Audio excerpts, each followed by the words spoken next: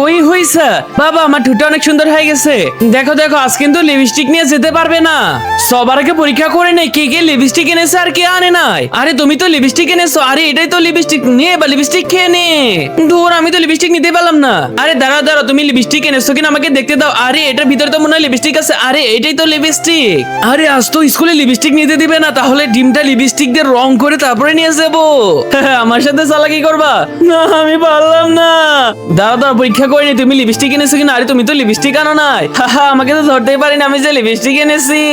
এখন যা হলো তা দেখার পর সত্যি অবাক হবেন, কিন্তু তার আগে মাকে ভালোবেসে থাকলে এখনই ভিডিওটা লাইক সাবস্ক্রাইব করে কমেন্টে মা লিখুন, না হলে মনে করবো আপনি আপনার মাকে ভালোবাসেন না।